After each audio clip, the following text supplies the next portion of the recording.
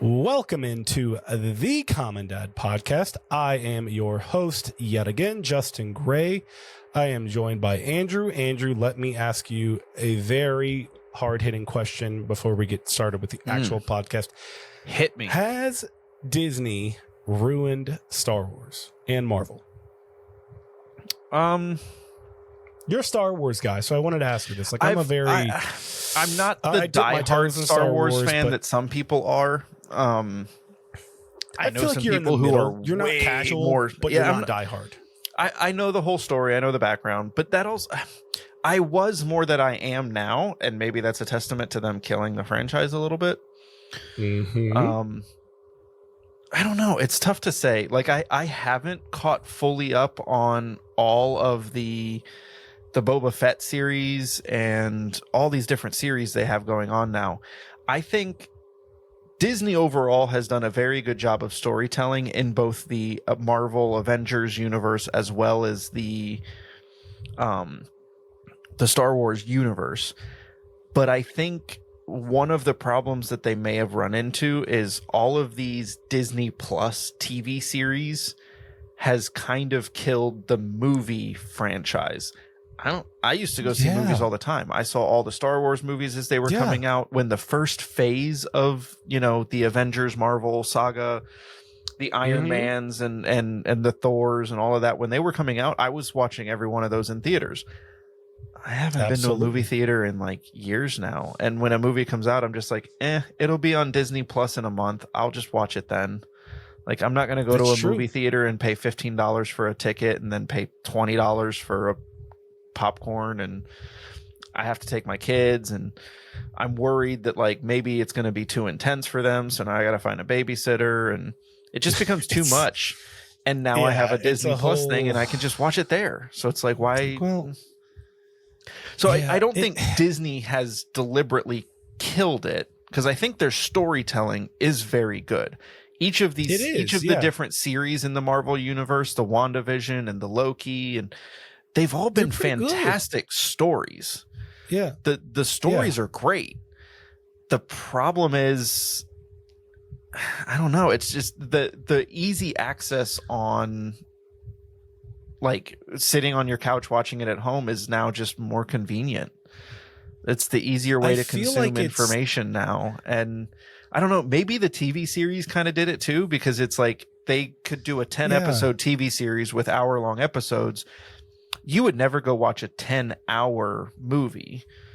No, they'd have to break it up into 3 or 4 movies, and then it's multiple years in order to tell that story. And it's like, well, they don't have time to tell the WandaVision story and the Loki story and the, Secret Invasion story. That's the new one, Secret Invasion. They don't have time to tell all these different stories in movies. Yeah. You do a 10-hour series, right? And then pretty much it's, if you look at it from start to finish, it's what you would have had in a movie, but it's all the boring stuff that they would have cut out of the movie. So now you're getting all this extra stuff that you're like, you're getting way more for this it, wouldn't which have is made great. The movie. It's great to get good, more, but it's because now they can tie everything together more intricately, and there's a lot more storytelling.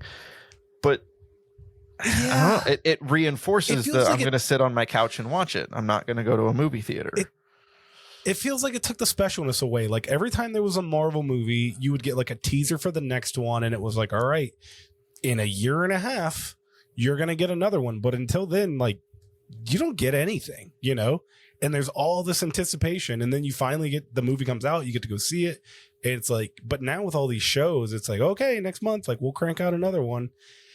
And it's just, so is that really a function of television show storytelling becoming better than movies? But I don't think they're, because really, I just watched the Secret Invasion. Frankly, I think it kind of started with, and maybe this is a stretch, I think it started with like a Game of Thrones. Game of Thrones showed that you could spend blockbuster movie money on a TV series. Agreed. And build up anticipation episode to episode. I mean, again, like we've talked about this on past podcasts. True. The hype that was behind, episode to episode to episode, and then when you would have like a 1.5 year gap in between seasons on Game of Thrones, it was immense, and the amount of viewers they had. Mm-hmm. So then you introduce that concept to a Disney, and they've done a good job of storytelling and whatnot, and certainly casting and putting money behind the TV show.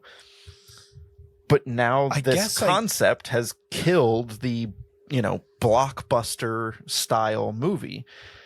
You don't really get that anymore. Like if your favorite meal is steak and you're like, yes, I love steak. And somebody was like, well, guess what? You get to eat that for every single meal for the rest of your life. You'd be like, well, I don't want it every night. I mean, I want it sometimes, and I don't think I can, and then it's not like, it's just not. And then also with all the shows, I feel like the quality is just kind of like where it used to be a special event, for a Star Wars and a Marvel movie. Now it's just kind of like, here's another one. Here's another one. Here's another one. And it's just here's another spinoff, and another spinoff, and another spinoff, and another spinoff. All right. Like I want, are the new Avengers going to freaking assemble? Like, and that's almost my more recent problem with all these different series is I don't have time to watch 17 different TV shows. So like keeping up with all of the Avengers stuff or all of the Marvel stuff, much, dude. And all of the Star Wars stuff and everything else. Yeah. It's so much content. And it's like, it almost becomes a chore of like, well, I have to watch this entire series or I'm not going to understand the next thing. Right. And then you fall a little bit behind, and then another series comes out and you're like, well, gosh, now I have like 15 hours of television I have to watch in order to catch up. And it just kind of becomes like, I'll fall behind. He wanted to watch Doctor Strange, the last one, the multiverse, and he was like, what do I need to watch? And I was like, freaking everything, dude. Like, you got to watch, I don't know, everything since the first Avenger, Captain America. Like, it's... Heck, and they're almost even tying in previous series now that weren't like now that you got Spider-Man and you got Tobey Maguire and Andrew Garfield in Spider-Man.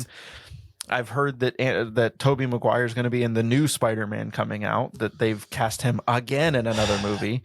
And spoiler alert, if you haven't watched what was the one you just mentioned, the Multiverse of Madness or whatever, Multiverse of Madness, you got Professor X in it. That's a huge cameo. That's an awesome moment. Right. You don't really need to watch the previous X-Men stuff for that, but you could just... It certainly makes it nostalgic if you've seen all the previous X-Men and then you see that and moment. And he's in the OG, like, Professor X wheelchair thing, hover wheelchair. It's not a wheelchair because it's hovering. Or is it hovering? I don't know.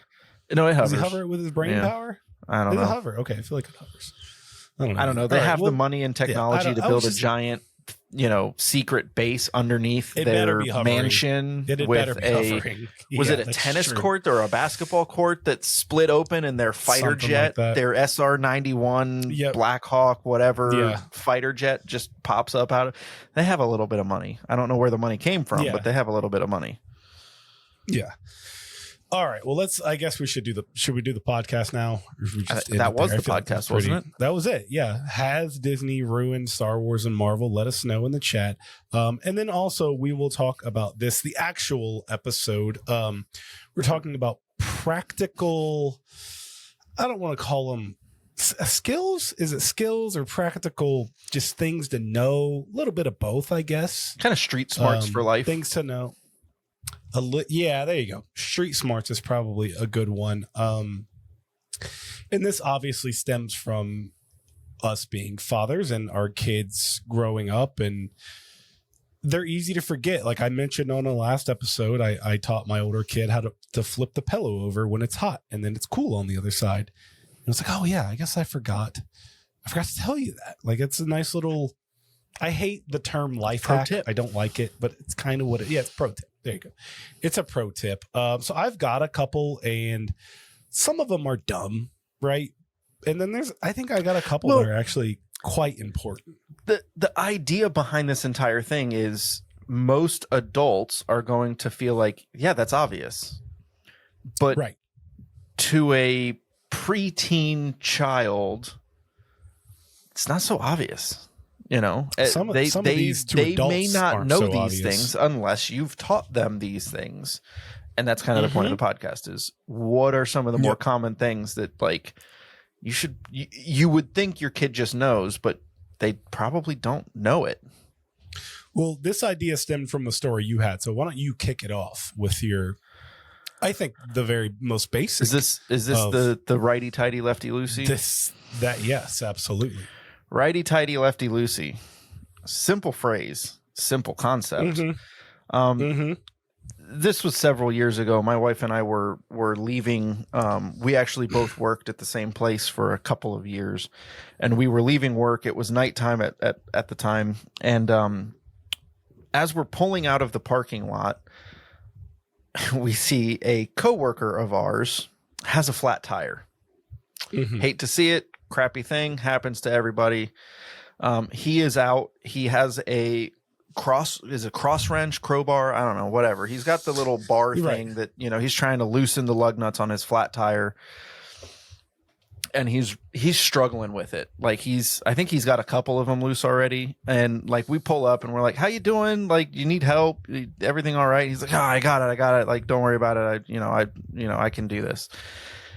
And we kind of sit there and we're like, okay, well, we'll just make sure everything's all right. And like, you know, I don't want to just leave you stranded in a parking lot. So we'll wait for a minute.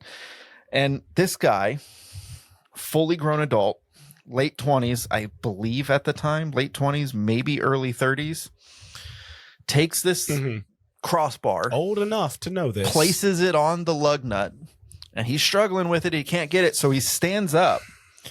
And he braces himself on the side of the car, and he climbs onto, like, standing onto the cross wrench and starts jumping up and down on it in order to loosen this lug nut, and it will not come loose. And the simplest reason why is because he's tightening it.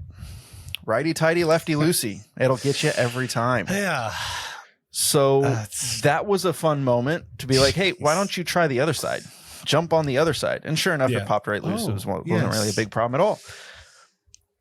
Kind of felt like an idiot in that moment. He did. So, well, when you do an idiotic thing, you should feel like an idiot. But yeah, that's somebody apparently never taught him righty tighty lefty loosey, and he was in fact tightening the lug nuts on his flat tire in the middle of the night. I'm going to ask a real dumb question. So, in the United States of America, we don't use the metric system. We drive on the right side of the road. Is righty tighty lefty loosey just an American thing, or is that universal? Feels pretty universal, but I don't know. I mean, even the metric bolts are that fashion. Okay, so it's righty tighty lefty loosey no matter where you go, right? You heard it here believe first. So probably not first. There are a few very, very rare instances in which it's actually the opposite. You can get the double threaded screws or whatever. You can. Well, there's some instances where it's the double threaded screws and whatnot. There's other instances. I actually, you might know this having worked in the auto industry. I think there are a few parts on the car that are actually reverse threaded to prevent them from backing off over time. I want to say it's something like with like a hub or something like that. Like is it the castle nut on a hub is reverse threaded or something like that? So common misconception. I was a service advisor. Service advisor don't know about cars. I just know the people that know about the cars. So I don't know at all if that's true or not. It sounds like something that would be true, but we'd have to actually ask a mechanic because I don't know. I have no idea. But if they told me, I could tell somebody else. If you know, leave it in the comments. I feel like it's potentially like the castle nut on like the wheel hub or on the axle. I could be wrong on that. But again, I think there's specific instances where there's momentum happening that happens to be in the direction of essentially undoing the screw or the nut. Okay.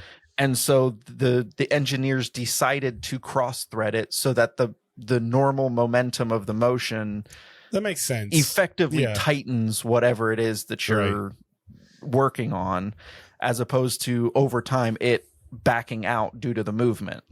It's something to do with that. I'm probably getting it completely wrong, and I think it sounds we have 4 listeners, so nobody's going to correct me because it doesn't matter. You know, If you're not listening, leave a comment below. Right. If you're not, I have something to kind of stack on that. So in the same idea of changing a tire, as Captain Jack Sparrow once said, it's all a matter of leverage. Leverage, if you're an American. Another car story. This stems from my father. My oldest brother had a flat tire in the middle of the night. They could not get the lug nuts off the car to save their lives. So my older brother's got to swallow his pride, calls dad. Dad comes out. 2 a.m. I'm sure they'd been partying, whatever. And, here's 4 college kids, can't get this thing undone. And my dad puts the lug wrench on the lug nut and then just has an extra, I don't know. He's a guy with a truck who's just got stuff in the bed that just aren't tools, but he uses his tools. Life hack. So it's just like a pipe. Like it's just like a metal pipe. And he That's puts called a that breaker on the bar. end of the lug wrench. But it wasn't. It was just like something from an apartment somewhere, right? And now he's got 5 extra feet of leverage and without breaking a sweat, pops it right off. And they just look at him and they're like, how did you do that? He's just like, I just know it, I guess. The steel pipe on the end of a wrench is the OG breaker bar. When they discovered that is when they actually designed the official manufactured breaker bar to rip people off on buying a really long wrench. And that application will work with anything that you can't unloosen. You can use a breaker bar or something like it, and all of a sudden you are tripling your strength just because I don't know how it works. It's physics, okay? I just know it does work. So it's a tough one to teach to the kids because it's one of those things I don't know why, but it just does, right? It just works. Just use it.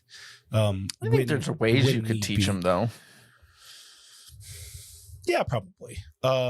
We were doing an example of this where we're digging up the deck and I have to rip out the old deck. So I'm working on that this weekend and we've got the concrete that was poured in from the previous owners. So I'm digging around it and I've got a, 5-foot giant pry bar and it's very hard to just pry it out with just my hands pushing against the dirt. So take a big piece of brick, whatever I had around, put it there, use it as the fulcrum, pops it right out. My little kid was like, how did that work? I don't know, man. I remember learning it in 3rd grade and it's called a fulcrum. And then that's just what you do.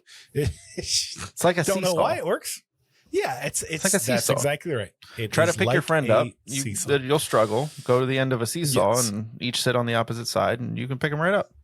It's a seesaw. It works. Exactly. Now you've got one a little more professionally related. No? A little further down the line from being a toddler. Well, I think I know which one you're talking about here. And essentially it all boils down to planning ahead.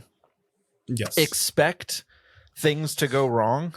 I travel on occasion for work and there are times where I will need to travel somewhere and I have meetings in the morning, so maybe I'll have a meeting on a Wednesday morning or something like that. And I've got other colleagues that also have to travel to this meeting and we all book our flights. And sure enough, half of my colleagues will book their flight first thing in the morning of the meetings with an arrival time wherever they're going of 30 minutes before the meeting starts. And I'm like, you idiot. If there's any flight delay at all, and they'll have a connecting flight, which if you know anything, you always want a direct flight. You never want a connecting flight because 99 times out of 100, connecting flights are not on time. More things to do. Don't give them any more responsibility. It's not going to be on time. Your bag's not going to make the transfer. You're not going to have enough time to make it from one plane to the next. Something's going to happen. Can I add something in the middle of this that applies to this? Don't ever check a bag.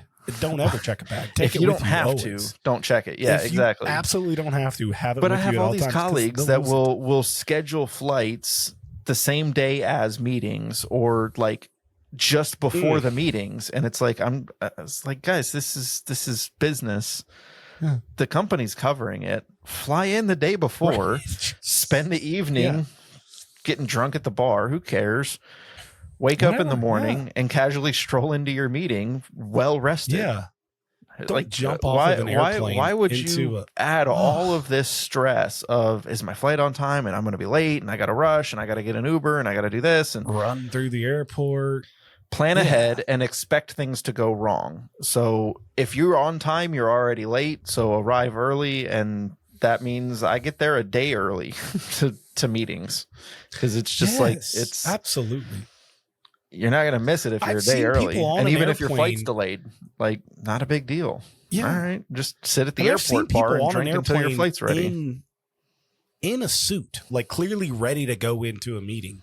And I'm just like, you're gonna stand up. You have sweated through your suit now because it's 79 degrees in the airplane, and you're gonna be all wrinkly. You're gonna be stinky. You're gonna be late because we're not gonna get there on time. And it's just, get there a day early. Just give yourself a little. But the principle boils down to essentially planning ahead and planning for things to go wrong. Mm-hmm. If you plan ahead and you plan on things not going according to your plan, usually things will work out. If your plan is, to account for those things, you'll make it to the end and you'll be fine, and you'll be okay. If you expect everything to go perfectly while traveling across 5 different states for business meetings, you are going to be late, if you even arrive at all. Enough people don't do it. When I travel, especially airports give me anxiety. So I'm the dad who, the flight's at 8 a.m. I guess we have to leave at 3 a.m. because I gotta be there. It's the TikTok, everybody, let me walk to my gate, make sure it exists. I do that. I look at the gate. I'm like, does it match the ticket on my number? All right. Okay. I see the gate is physically there. It's not in my imagination. Yeah. I need to touch it and verify it does in fact exist. And then I 2 hours before boarding, there's already a line of people waiting to board. Standing. And every one of those people that are in line are like group number 6 in the boarding. Why? They're not even like group 1. Why? Then as soon as they call group 1, all of those people kind of stand to the side and just look at all the group 1 people walk by. Like, I was in line first. Spit on them. Why don't airplanes just board from back to front? That I've wondered that at times. They really should be boarding from the back to the front. There has to be like a structural reason, I would think. I don't think it's that. I think it doesn't make any sense. Because first class tends to be in the front, or business tends to be in the front, and those are your people. I've heard the statistic before that essentially, if like the business class of an airplane pays for the entire cost of the flight, everybody else on the flight is the profit. The business class or first class is the cost. Yeah, I get that. But like, they're spending so much money that they get to go sit down first. They get to relax. They get to enter the plane while it's empty. They get to sit down. They get a cocktail before anybody else gets on the plane. And then all of the, cattle or regular people, peons, have to walk by them as they glare at us. Yeah, peasants. It's to the maybe that's what it is. Maybe because in my mind, the worst part about flying is actually being on the airplane. I love being in the airport before it. I love being in the airport after. The actual flight, not always fantastic. But it depends who you. So you have. I know exactly what you're talking about, and the reality of what you're saying is that you're flying on budget airlines. You're not flying on the Spirit airline experience. You are flying on the Frontiers and the Spirits and the budget airlines. If you go fly on some of the major airlines, and I think everybody can figure out. I'm not even saying first class. You don't need to be first class. First class is great. Don't get me wrong. I don't know that I've actually done first class before. I've done business on a few occasions, and there is technical differences. I don't know what all of them are. But if you go on an airline that's not one of those budget ones, it's a completely different experience. It really is. I've gone on these. I've gone on tons of different ones, budget ones and not. And it's like, I've gone on some of these where the normal economy ticket, you still have a monitor in the headrest in front of you. You get free Wi-Fi through the flight. You get unlimited sodas and drinks and orange juices and all these. You don't get the alcoholic stuff, and that's okay. But you get all of the other drinks and they have a huge selection of snacks, and all of it's included. It's all included, even for the economy class people. You get the free Wi-Fi for the whole flight. You get the in-screen monitor with HBO and Stars and all these different platforms and TV, and you get all the snacks and drinks for free. And the seats are actually comfortable, and there's an actual outlet in the seat in front of you, so you can plug a laptop in if you need to. And it's all just economy class. I think that's a completely different airline than when you go on Spirit and the seat's 3 inches narrower, and there's a 450-pound person to the side of you, and you're sitting like this, and there's no screen in the seat back in front of you, and the Wi-Fi costs $45, but it doesn't work on this flight. Sorry, folks, it's broken. Yeah, that's not flying. Stresses me those out. Are two different flights. Hate flights, the worst. All right, it's worth the extra money. Fly on a normal airline. We could do a whole episode. There's the pro tip for your kid. Anytime you're flying, especially if it's a business trip, don't book an economy airline. Book a normal airline. Fair. I took one trip with an economy airline from the East Coast to the West Coast, and immediately discovered the money is worth every single dollar to not fly in this big yellow airline. You know what I'm talking about. All right, I've got one last one. But call us and sponsor us, and we'll change our opinion real fast. Yeah. There's no way that airline has the money to sponsor anything. I guarantee it. I don't want to be associated with that airline, and I mean it. I really don't.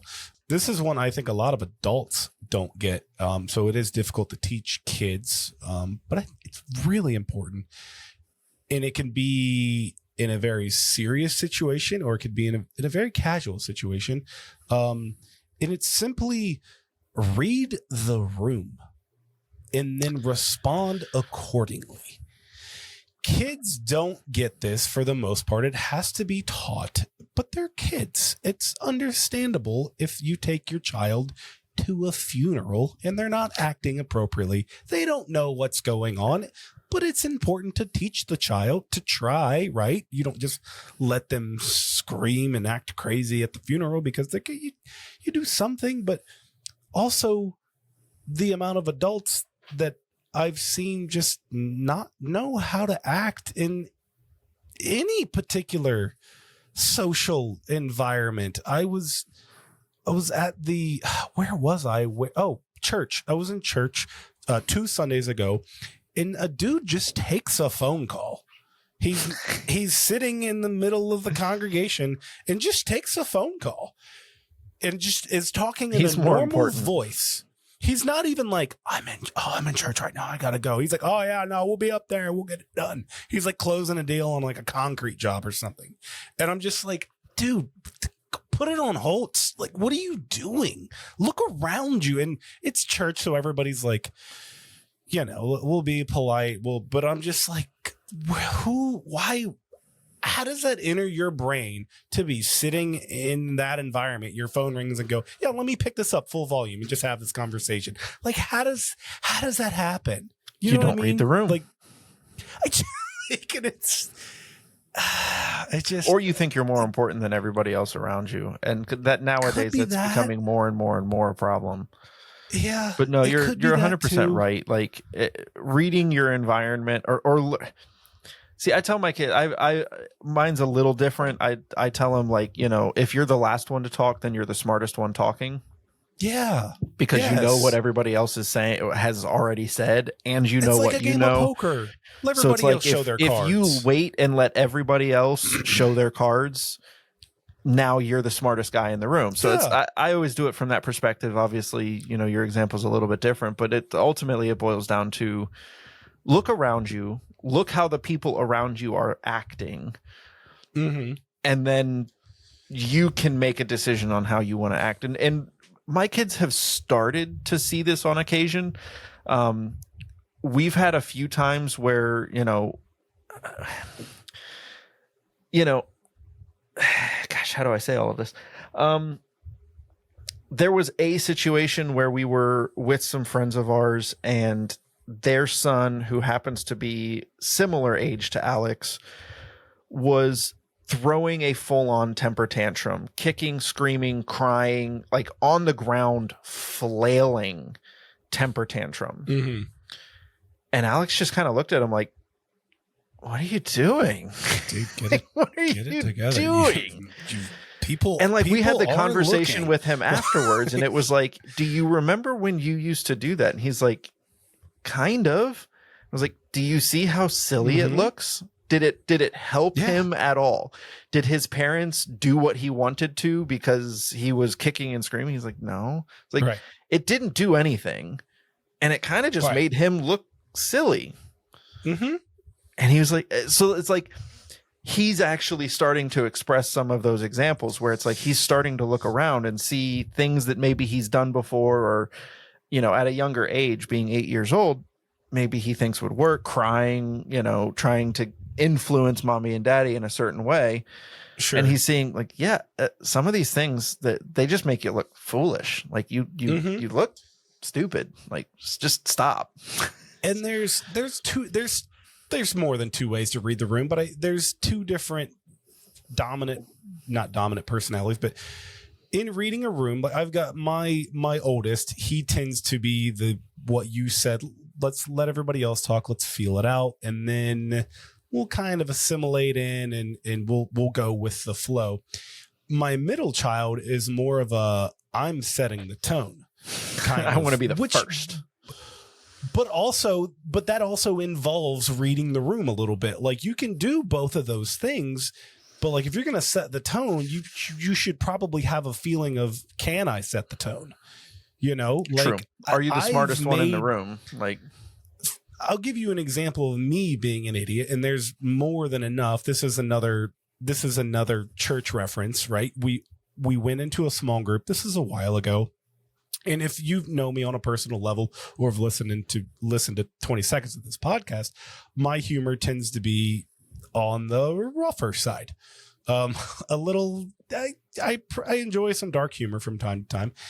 And we were in a church small group meeting these people for the first time. And I don't know how the conversation got one way to the other. And I made a kind of a one-liner joke that may have involved Jesus and Hitler, and it didn't land. It just didn't land. didn't Right? make it. And in that moment, I'm like, I don't know these people. I don't know why I like to tell jokes and cut it up with people. That's kind of my personality. When I'm in a new group of people, I like to see how far I can push the boundaries with a joke. Well, I should have started off a little easier, Read the room. maybe the Jesus / Hitler. I didn't read the room in any way, shape, or form. And then for the rest of the night, I just kind of sat there like, I think we're going to have to find a new group of people to hang out with. Because I'm not That's getting done. good looks We're right done. now. It's done. Yeah, it's done pretty quick.